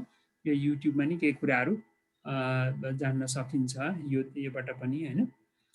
त्यस पछाडि यो अघि मैले देखाएको यो कर्नेल युनिभर्सिटीको वेबसाइट एकदमै रिच छ, यसमा चाहिँ धेरै नै कुराहरू पाइन्छ। र यो अघि मैले भनेको नेपाल सरकारको जुन वेबसाइट छ, यो कर्नेल युनिभर्सिटीकोमा पनि हामी लिङ्क राखेको छौँ यसको। त्यहाँ चाहिँ अब एभ्रिडे, अब अहिले यो यहाँ देखिन्छ, अब काठमाडौँको केस अथवा नेपालको केस अहिले चाहिँ एकदमै गत 1 महिनाको हेर्ने हो भने एकदमै धेरै बढेर गइरहेको छ होइन। अब मृत्यु हुनेको सङ्ख्या चाहिँ अब 20 देखि 30 मा अड्किरहेको छ होइन। अब सक्रिय सङ्क्रमितको सङ्ख्या चाहिँ अब अलिकति घटेको छ होइन, तर पनि अब ओभरअल चाहिँ धेरै नै छ। त्यो भएर अब काठमाडौँ एउटा हट स्पटको रूपमा भइरहेको छ होइन, यो पनि देखिन्छ। अनि हामीले यो भर्चुअल अफिस आवरलाई चाहिँ नियमित रूपमा श्रृङ्खलाबद्ध कन्टिन्यू गर्ने सोचेको छौँ होइन। र यहाँहरूको सहभागीहरूको फिडब्याक अथवा यसलाई कसरी बढीभन्दा बढी उपयोगी होइन, how we could make it more useful in the coming session, coming श्रृङ्खलाहरूमा, त्यो पनि सजेसनको लागि हामी अनुरोध गर्छौँ होइन। र यो हामीले चाहिँ 1 घन्टादेखि 1.5 घन्टासम्म भनेर भनेको छौँ। र यो भर्चुअल अफिस आवर सकेपछि सहभागीहरूले चाहिँ हामीले यो पोस्ट सर्वेमा चाहिँ सहभागी भइदिनको लागि अनुरोध गर्छौँ। त्यो चाहिँ 5 मिनटभन्दा बढी लाग्दैन र 18 वर्षभन्दा माथिको चाहिँ सहभागीहरूले यो भर्न सकिन्छ होइन। यसरी यो कुराहरू पनि मैले राखेँ। र अगेन म फेरि आउन चाहन्छु यहीँ, अरू थप केही क्वेसन छ भने रोजिनाजी, क्वेसन च्याट बक्समा आएको छ भने भनिदिनु त एकचोटि। हजुर सर, अर्को चाहिँ नेक्स्ट क्वेसन च्याट बक्समा आएको चाहिँ can a person once affected by Covid be affected again भनेर आएको छ। एकपटक कोभिड लागिसकेको व्यक्तिलाई कि फेरि दोस्रो पटक पनि कोभिड लाग्ने सम्भावना हुन्छ भनेर सोध्नु भएको छ। यसमा हाम्रो 5 जना प्यानलिस्ट मध्ये कसले यसलाई एड्रेस गर्न चाहनुहुन्छ? म भन्छु। ठिक छ डाक्टर रेवती। हजुर, होइन अहिले के भने हामीले चाहिँ रेडियो, टिभी अनि इन्टरनेसनल न्युजहरू सबै हेर्छौँ होइन। हेर्दाखेरि त्यस्तो केसहरू पाइएको छ। एकपल्ट कोभिड लागेर रिकभर भएको पेसेन्टमा फेरि पनि भयो भनेर 2टा केसका इटलीको, हङकङको कहाँ केसहरू आएको छ। हाम्रो नेपालमा चाहिँ त्यस्तो केस आएको रिपोर्ट गरेको मैले चाहिँ सुने जस्तो लाग्दैन, तर बाहिर त सुन्नुको छ यो। र यदि त्यस्तो हो भने त्यो चाहिँ अझ डेन्जरस हुन्छ पनि भनेको छ, किनभने उसको चाहिँ जुन चाहिँ को लङ्सले चाहिँ गर्नुपर्ने जुन चाहिँ त्यो चाहिँ सक्दैन, त्यसै झन् डेन्जरस हुन्छ भनेको छ। र त्यसैले हुँदैन भन्ने छैन, यो चाहिँ हुन सक्छ। मैले चाहिँ बुझेको इन्फर्मेसन अनुसार यसमा साथीहरू थप्न सक्नुहुन्छ। डाक्टर गोपाल, यसमा would you like to add? म केही भन्नु है त। अब हाम्रो रेवती सरले भने जस्तै अब धेरै रिपोर्टहरू मैले सुने अनुसार यो भाइरस चाहिँ एकपटक लागेर सन्चै बिरामी फेरि लाग्न सक्छ, एकदमै लाग्न सक्छ। र मैले चाहिँ आजै मात्रै के सुने भने काठमाडौँमै एकजना युवा, मलाई लाग्छ 25 to 30 एजको मान्छे हुनुपर्छ, एकजना मान्छेलाई कोभिड लाग्यो अरे, लाग्ने सन्चो भयो अरे, सन्चो भयो 1 महिनापछि फेरि लाग्यो अरे त्यही व्यक्तिलाई। कोभिड लाग्यो, नेगेटिभ आयो, 1 महिनापछि फेरि लाग्यो, पोजिटिभ देखियो फेरि। र दोस्रो पटकको केसमा अझै सिरियस भयो अरे पेसेन्ट, अझै सिरियस भयो अरे, तर आखिर सन्चो भयो अरे। त्यसो भएर के छ हामीसँग अब इभिडेन्सै आउन थालिसक्यो कि यो भाइरस चाहिँ मान्छेलाई दोहोरिन सक्छ। तर के कस्तोलाई दोहोरिन्छ, कस्तोलाई दोहोरिँदैन, कुन अवस्थामा दोहोरिन्छ, यी सबै कुराहरू चाहिँ अझै चाहिँ अब खोजतलासको विषय हो। तर यो चाहिँ दोहोरिन्छ भन्ने कुरो स्पष्ट भएको छ। धन्यवाद। Thank you, Dr. Gopal. So question was very interesting. Al, would you like to also hear? The question is, if one's person is infected and recovered, is there possibility for second time to be infected? And here the answers discussed from the two professors were yes, it's possible, and in case of you know, as we are informed that in the second would be more dangerous also, Elle or Elizabeth, do you have any incidents that's sort of more risky in the second time? So this is Martin. Martin, okay, So yes, Martin. yeah. Yeah. So usually, what we've seen and what's been reported is that usually immunity is expected to last 6 to 12 months. So if you have infection, there's a high likelihood that you're immune and not going to get another infection for 6 months. But as time goes on, the risk for a second infection increases. Yeah, this will differ hugely by people, by their immune status, and by a number of things. So we will see, and we have seen reports of people which get reinfected much earlier. I have not seen any evidence that the second infection is going to be more severe, but we also have not seen many second infection because the pandemic has been relatively short, so we haven't seen that many people who had a second infection. I think it's something we will see. I can see both points because there's some evidence of some immune-mediated consequences. So a second infection could cause more severe symptoms, but I'm not sure I have seen much on this one. But it's not that you're safe once you're infected the first time. The general practices, social distancing, wearing face masks are still very, very important until the overall number of cases goes down. You being infected or even vaccinated doesn't mean you're guaranteed to not get sick. It just reduces the risk. Thank you, Dr. Martin. अब दोस्रोचोटि नै लाग्न सक्ने भन्ने कुरा चाहिँ अब सबैजनाबाट आयो यो कुरा हैन, तर दोस्रो चोटि धेरै सिभियर हुन्छ भन्ने कुरा चाहिँ त्यसको तथ्य चाहिँ पाइएन हैन। त्यो भएर अब पहिला सुरुमा त एकचोटि भएपछि हुँदैन भन्ने मान्छेलाई ढुक्क पनि थियो, तर अहिले आएर चाहिँ पटक पनि हुन सक्ने भन्ने कुराहरू चाहिँ एउटा मैले यो न्युजहरुमा रिकभर्ड भएर फर्केको केही पछि रिकभर्ड भयो, एभ्रिथिङ इज गोइङ वेल, अनि पछि चाहिँ हृदयघात भएको कुराहरू चाहिँ धेरै सुनिएको छ यो है। यो यसमा के छ, यो रिकभर भएपछि ढुक्क हुने स्थिति हुँदैन र अल अफ अ सडन यो हार्ट एट्याकहरू हुने चान्स हुन्छ। यो रेवती सरलाई के आइडिया छ यसको?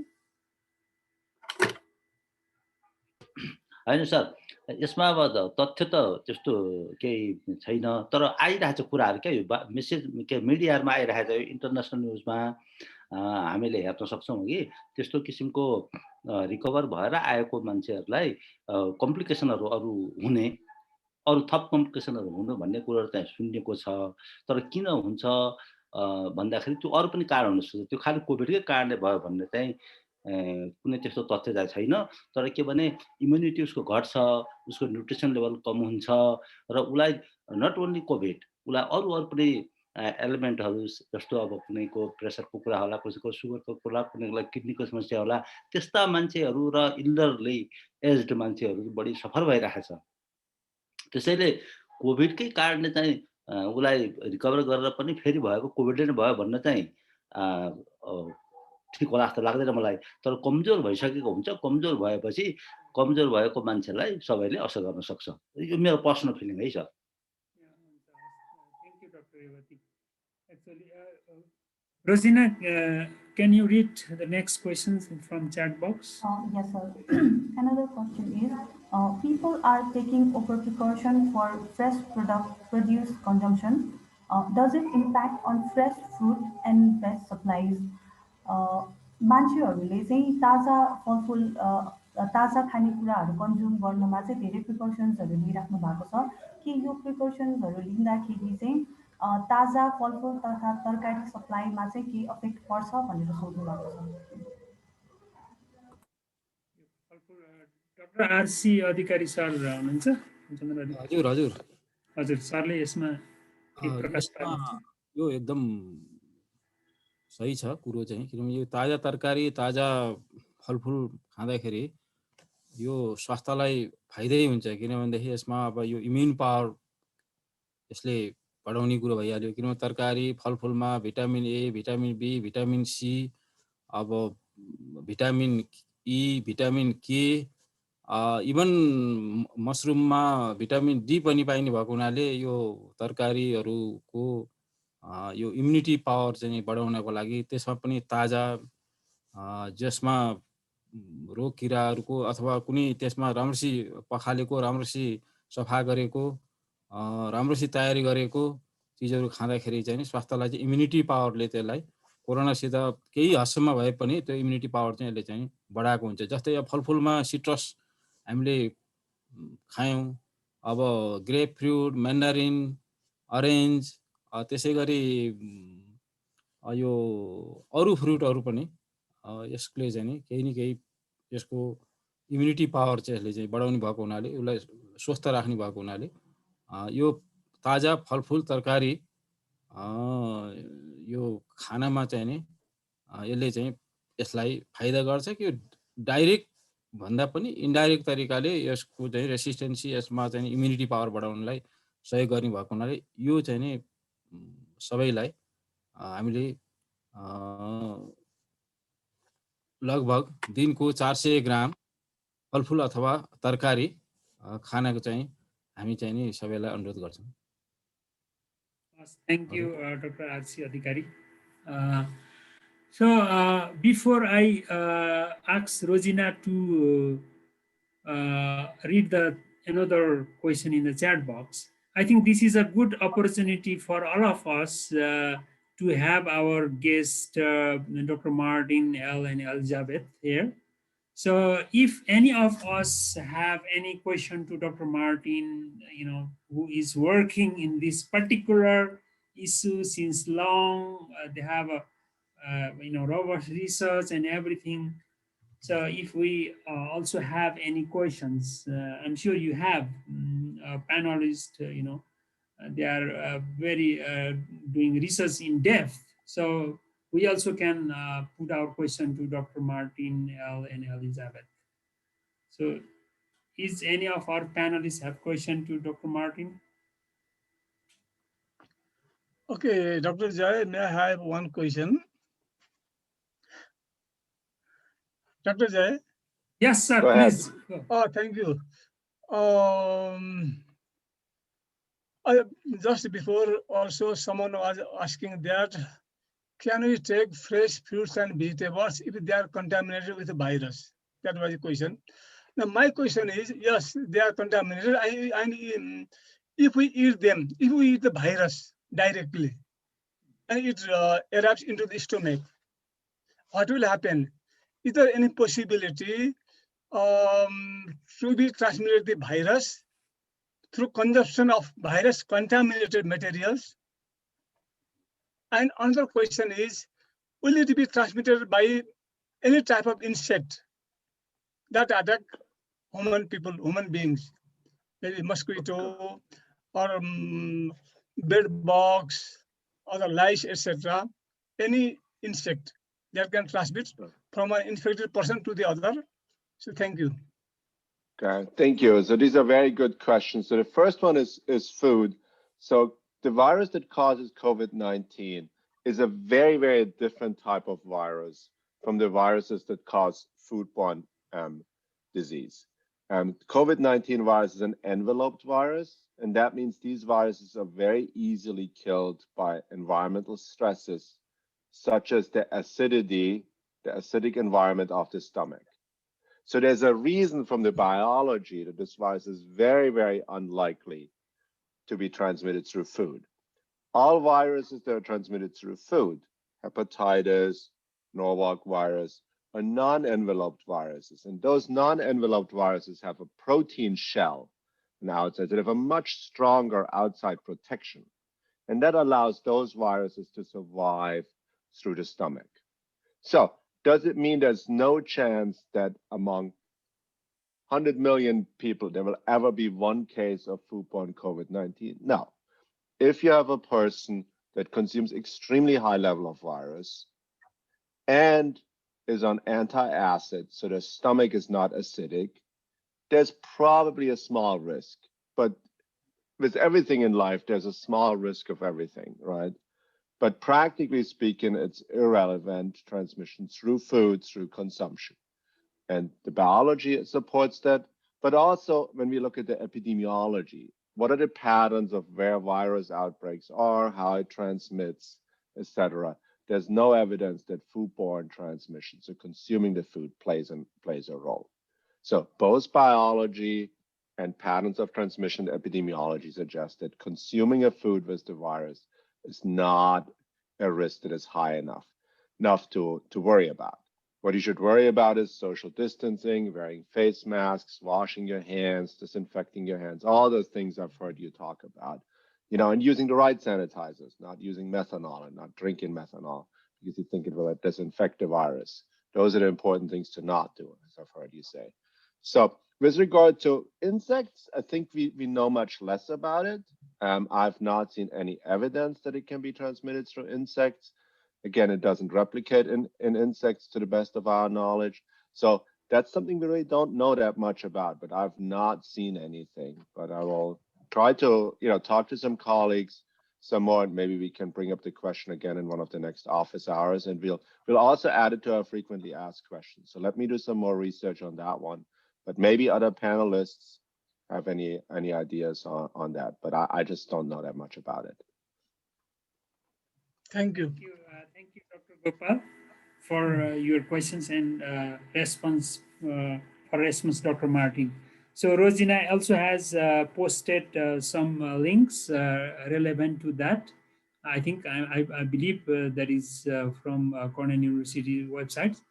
So, so next, Rosina, may I request you to read the next question in chat box.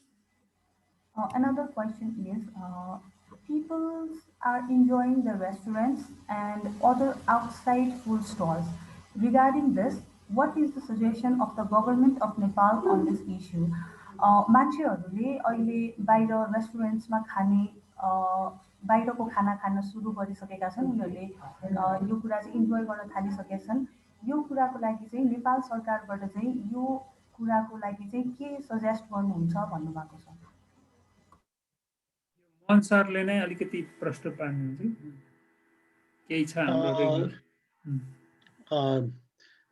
जय सर, अब हामीले केही प्रोटोकलहरू डेभलप गरेर त हामीले डिसिमिनेट गरिरहेछौँ, तर अब मेजर भनेकै हामीले अहिले चाहिँ जुन एसएमएस, अब मान्छेहरूले जुन अब सोसियल डिस्टेन्सका कुरा, मास्क लाउने कुरा र सेनिटाइजेसनका कुरा, अब कसैले चाहिँ यी कुराहरू चाहिँ प्रोटोकल मिट गरेर गर्न सकिने अवस्थामा चाहिँ गर्न बिजनेस गर्नुपर्ने पर्यो होइन। तर अब अहिले चाहिँ हामीले ती कुराहरूलाई हेरेर गर्न सकिएन भने पनि निकट भविष्यमा गाह्रो हुन्छ कि भन्ने हामीलाई लागेको हुन्छ। त्यसैले हामीले अब होटेल रेस्टुरेन्टमा चाहिँ यी प्रोटोकलहरूलाई फलो गरेर गर्नलाई चाहिँ हामीले भनेका छौँ, तर अब मोनिटरिङ त अब पुगेको छैन डेफिनेटली, किनभने विभागले अब सबै ठाउँमा, किनभने हामी कहाँ लिमिटेड रिसोर्सेस होइन, म्यान पावरहरू छन्, त्यसैले गर्दा सबै ठाउँ पुग्न सकेका छैन। हामीले चाहिँ खालि अब यस्तै मिडिया अथवा विभिन्न मिडिया थ्रुहरूबाट चाहिँ अथवा प्रेस मिटबाट हामीले ती कुराहरू डिसिमिनेट गरिरहेका छौँ। तर अब कसैले त्यस्ता फुड बिजनेस अपरेटरले चाहिँ गर्न चाहन्छन् भने स्ट्रिक्टली ती प्रोटोकलहरूलाई चाहिँ फलो गरेर चाहिँ गर्नुपर्ने हुन्छ भन्ने चाहिँ हाम्रो विभागको धारणा छ। Thank you, Mohan sir. Actually, the discussion was about the, these days the food, food restaurants are mostly closed. It was closed, and now the take away, and then also there is a trend of food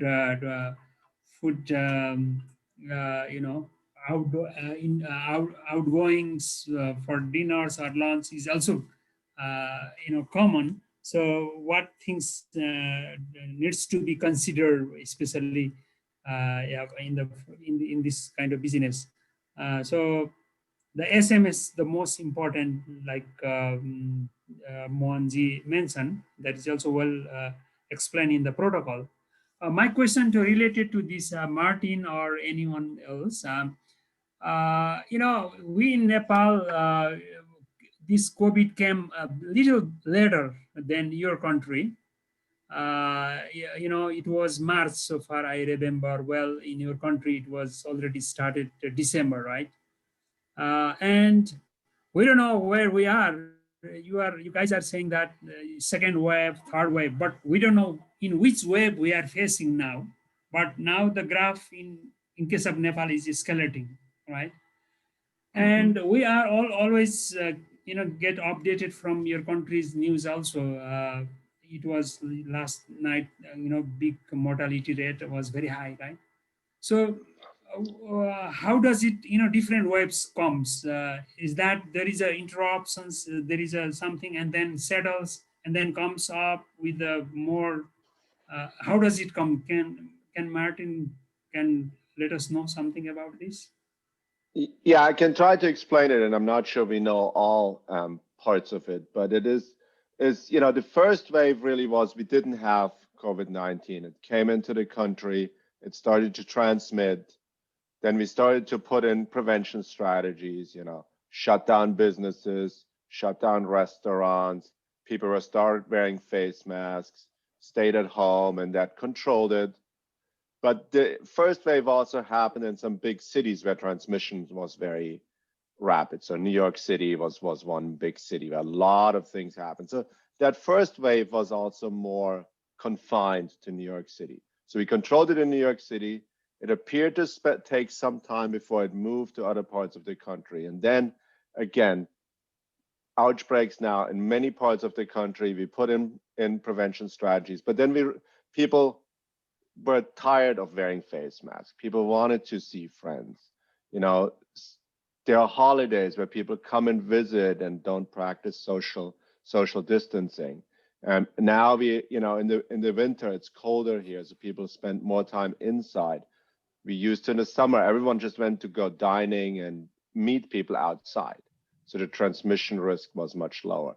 As we move more activities inside, the transmission risk went up again. So it's a lot of it is driven by people behavior and the changes in people behavior. And we see this, that if people really obey the three key practices: social distancing, wearing face masks, washing hands and sanitizing hands frequently, and just not going out as much, then that's very effective. But as soon as and I think then it's also businesses. In some places, some of these waves were really driven by, let's say, businesses where a lot of people work close together, and that drove a lot of cases, particularly in the first wave and somewhat in the second wave. And I think some of the waves were driven by outbreaks in homes where elderly people live together. Highly susceptible, very high risk of getting sick. So a lot of outbreaks happened there, and that drove probably mainly the second wave and a little bit the third wave. So I don't think it's necessarily that important to know what wave you're in, but I think it's important to know whether people are stopping to doing the practices that are needed to prevent transmission, and then it just continuously help people to understand the need to practice these precautions that we talked about today to prevent an increase. Right. Thank you, Martin. We are following the news of US, especially Joe Biden's. He says 100 days mask. So did you see any impact already from Joe Biden's initiatives? Well, I think it's a little bit early. We get into politics there, but I'm German, so I can speak about U.S. politics. It's not. So I'm not sure we have seen anything yet. I think it takes a while, and many other things happen at the same time, right? Joe Biden started to talk about, wearing masks and really be a proponent of this and setting a good example. But at the same time, we had Thanksgiving, which is one of the biggest holidays next to Christmas in the US. So many people visiting each other. And so that is a big risk that increased transmission, because people were having, even if they're not supposed to get together, they're traveling, they're visiting friends, they get together. So it's very hard to see that. And then remember, there's still probably, a little bit less than half of the US doesn't really follows Trump. And so if Biden says wear a mask, there's a good chance that the other half says, well, if he says that, then we're definitely not going to do it. So it's a lot more complex than that. Yeah. But I think we will see an impact of overall stronger leadership and a more clear message in terms of transmission, in terms of wearing face masks and precautions.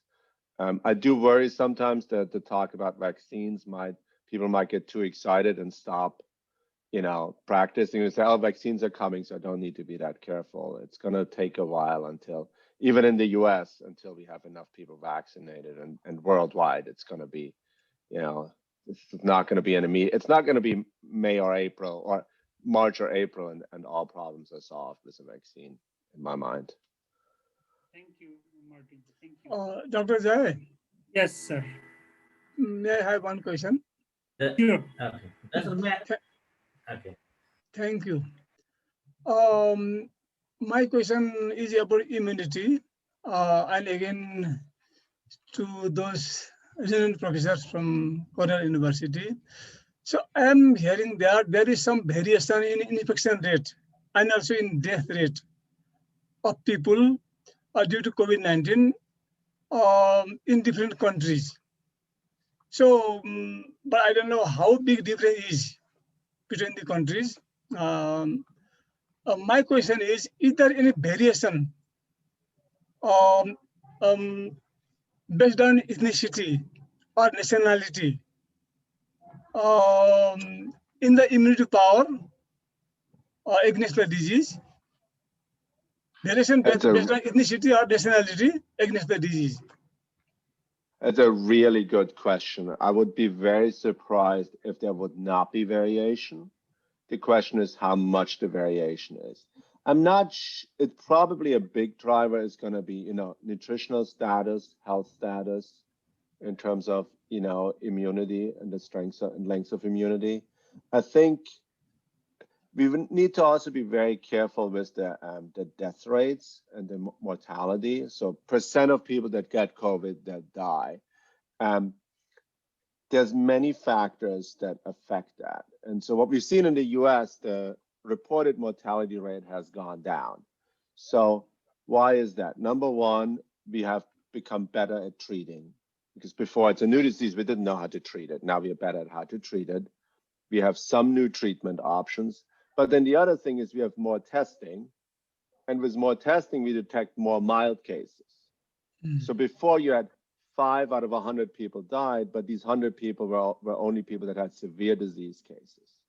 Now we're doing a lot more testing, so we find cases that are very mild, but they still become part of the denominator. So now, rather than 5 out of 100, it's 5 out of 500, because we're testing all these people.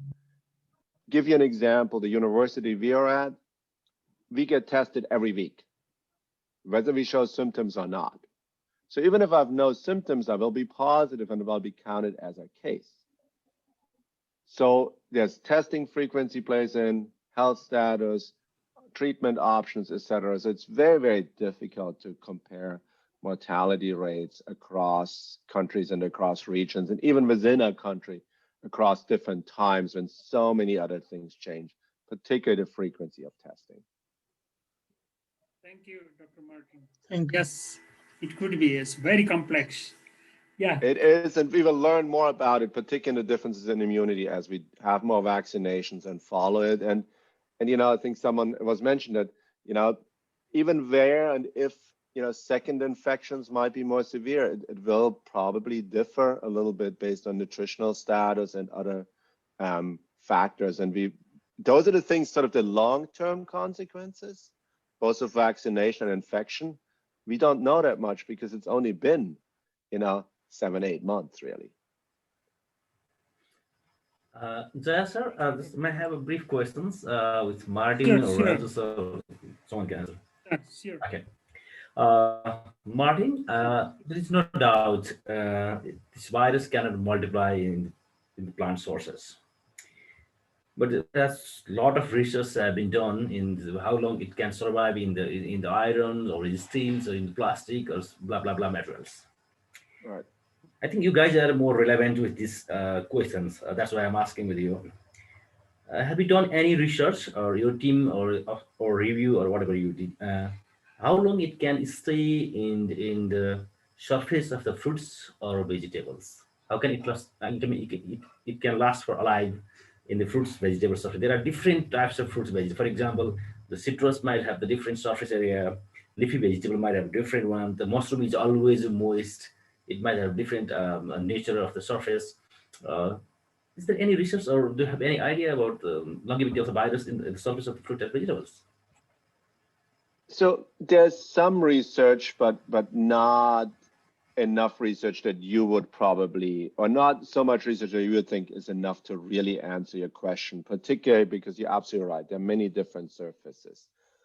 But I think one thing that's really important in the discussion about how long does the virus survive, the most important factor is how much virus you start with. You want me to show that the virus doesn't survive long? I put a low amount of virus on your fruit and it will not survive long. If you want me to show the virus survives for long, I will put 100 billion viral particles on a product and it will survive for very long. So what's more important is what we call the half-life. So how much time does it take for half of the viruses to die off, right? So how long does it take to go from 100 to 50, from 50 to 25, from 25 to 12, 13, etc. And most studies seem to indicate pretty consistently that half-life is somewhere in the 6 to 8 hour range. And so Al, if I'm wrong, correct me with this. And that seems to be pretty upper range. That's the upper range, and it probably can go lower. And there's a lot of things that affect it. What's the lower range that you've seen, Al, on sort of half-life? For example, in water, they showed that the half-life is just 1 hour. So it can go really low. Yeah. So that means, it only takes a very short time. And so this is really, really important. For the other thing to remember for transmission, let's say through produce or surfaces. So one thing obviously is like if I ingest it. When I ingest it, it almost doesn't matter how much virus I have because the stomach acid will kill it. Now, my other fear is what if I touch it? So then we need to think about not just me touching the produce, but everything. So someone has to sneeze on the produce and maybe put, from what we can see, in a worst case scenario, 10,000 viruses on the produce, okay? Let's say, maybe let's call it 100,000. Now, when I touch it, I will only take about 1% of the virus from the produce on my finger, right? So 100,000, that might be 1,000 that go on my finger.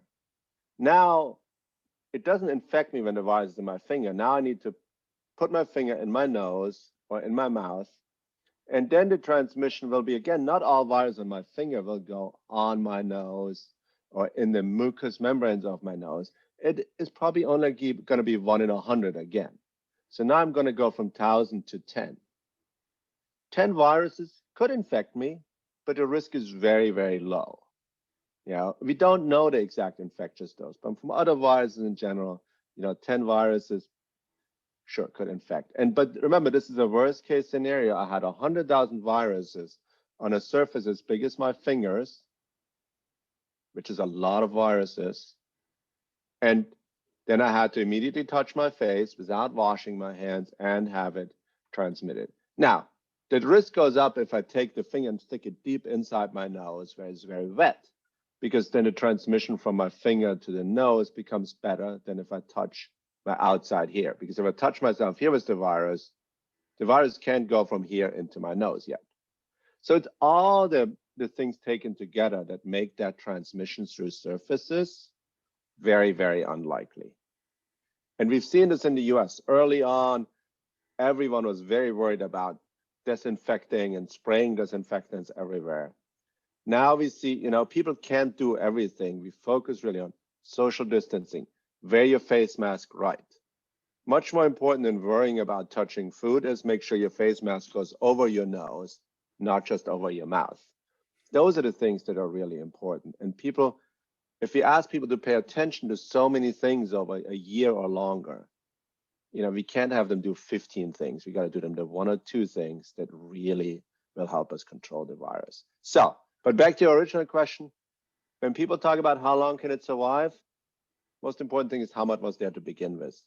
The half-life is pretty, 1 to 8 hours is a pretty good range from the low to the high, with some exception. That's going to be true across everything. If you see different studies that say different time to survival, it's usually because they started with more or less virus. It's not because the virus behaves that differently on the surface. Thank you, Dr. Martin. Thank you for putting the very important questions, sir. And Rosina has posted some link of Cornell University related to that, and that shall be useful. So I request you to browse. So it's already 1.5 hours. So what I realize is that we need to have several such type of series in the futures. Since we will be very excited to do this with you. Very excited with to continue this. resource person from Cornell University itself, because you have a lot of good roster of high-level professors working in this particular field, working. So hopefully in the futures also your presence, your resource person would be very much useful for our future discussion. And since it's already time, we still have a long list of questions, but probably we need to cover in coming sessions. And we request you all, the participants, to send your inquiries to us. As Rosina mentioned, our email, you directly put your question to our expert panel also. So we will collect, and we will find the answer or appropriate resource persons from wherever, Cornell University or Nepal itself, and try to have another sessions for you all colleagues. So with this, Rosina, can you share the last slide, the one we have?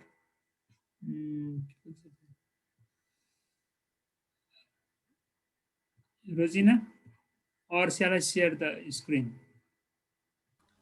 I will share the screen, sir.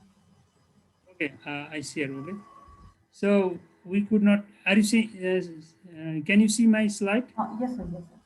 Okay. So finally, very- we would like to thanks all panelists, both from Cornell University, Institute of Food Safety, and then all participants and panelists, all 5 panelists, for these very, very useful sessions we have this evening. And what I myself realized that we need to have this kind of sessions more frequently. So we have planned it for January 15 after vacations. So and we will notify you all if there will be any changes. And as we share a lot of resources, we shall send you this these websites and everything to you as well in your email address. Please, complete this. We request you to complete this survey form, post survey, that would really help us to design our future similar type of office hours in the future to make it more effective and fruitful. So with this, with my commitment to answer all your remaining questions in the next virtual office hour, we would like to thank you all, and would like to say bye for till next virtual office hour. Thank you so much for all panelists, and have a thank good you all, weekend. and namaste. Thank you. Namaste. Yeah. Thank you. We are Namaste. very glad to be together with you. Nice, very useful. Thank you very much, everyone. Yeah. Thank you, everyone. It was very Have a good time. interesting. Have a good time. Very interesting to hear important findings from you people. Thank you. Thank you. Thank you. See you again. Yeah. जय sir, हजुर हजुर हजुर sir, त्यो लिङ्कहरू हामीले pound सकिन्छ? सके म सरलाई पठाइदिइहाल्छु नि, यो हामी यहीँ राखिदिन्छौँ। पठाइदिनु है सर। ल हुन्छ, sure, thank you sir. Thank you, thank you, नमस्कार, by. Thank you, everyone. Bye bye.